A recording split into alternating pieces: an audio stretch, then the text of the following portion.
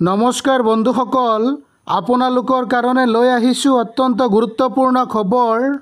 বন্ধুসকল, আপোনালোকে অনুগ্ৰহ কৰি ভিডিঅ'টো শেষলৈ চাব। ৰাজ্যিক কৰ্মচাৰীৰ বাবে সুখবৰ। পাৰস্পৰিক বুজাবুজিৰে হ'ব কৰ্মচাৰীৰ বদলি আৰু ইয়াৰ বাবে 2 অক্টোবৰৰ পৰা মুকলি কৰা হৈছে নিৰ্দিষ্ট পৰ্টেল। নিৰ্দিষ্ট পৰ্টেলত বদলিৰ বাবে কৰিব লাগিব আবেদন। ৰাজ্য চৰকাৰৰ অধীনস্থ তৃতীয় আৰু চতুৰ্থ বৰ্গৰ কৰ্মচাৰীয়েহে কৰিব পাৰিব আবেদন আৰু ইয়াৰ বাবে GADয়ে জাৰি কৰিছে প্ৰয়োজনীয় নিৰ্দেশনা।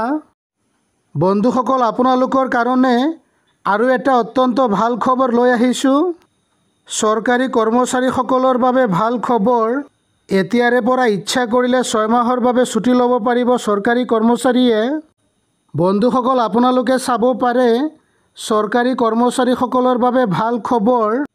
এতিয়াৰে পৰা ইচ্ছা কৰিলে 6 মাহৰ বাবে ছুটি ল'ব পাৰিব চৰকাৰী কৰ্মচাৰীয়ে আৰু এই ছুটিৰ সময়ত চৰকাৰী কৰ্মচাৰীয়ে লাভ কৰিব 50% দৰমহা।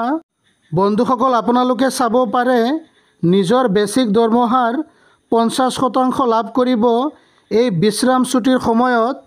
ছিকিম চৰকাৰে চৰকাৰী কৰ্মচাৰীৰ বাবে এই ডাঙৰ ঘোষণা কৰিছে আৰু বন্ধুসকল, বিভিন্ন সূত্ৰৰ পৰা জানিব পৰা মতে আগন্তুক সময়ছোৱাত ভাৰতৰ অন্যান্য ৰাজ্যতো এনেকুৱা সুবিধা প্ৰদান কৰা হ'ব পাৰে চৰকাৰী কৰ্মচাৰীক। বন্ধুসকল, ছিকিম চৰকাৰৰ এই বিশেষ পদক্ষেপক লৈ আপোনালোকৰ কি মতামত আছে আপোনালোকে অনুগ্ৰহ কৰি আমাক জনাব। ছিকিমৰ মুখ্যমন্ত্ৰী প্ৰেম সিং তামাঙে ঘোষণা কৰে ছিকিমৰ চৰকাৰী কৰ্মচাৰীসকলে বিশ্ৰাম ছুটি ল'ব পাৰে, যাৰ সহায়ত তেওঁলোকক 6 মাহলৈকে ব্যৱসায় বা যিকোনো পেছাদাৰী কাম কৰিবলৈ অনুমতি দিয়া হয়। এই আঁচনিৰ অধীনত যোগ্য কৰ্মচাৰীসকলে তেওঁলোকৰ বেছিক দৰমহাৰ 50% লাভ কৰিব আৰু ছুটিৰ সময়ত তেওঁলোকৰ পদবীৰ মৰ্যাদা অক্ষুণ্ণ থাকিব।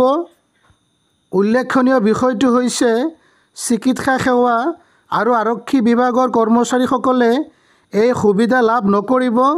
We hope this video was informative and helpful. Thanks for watching the video.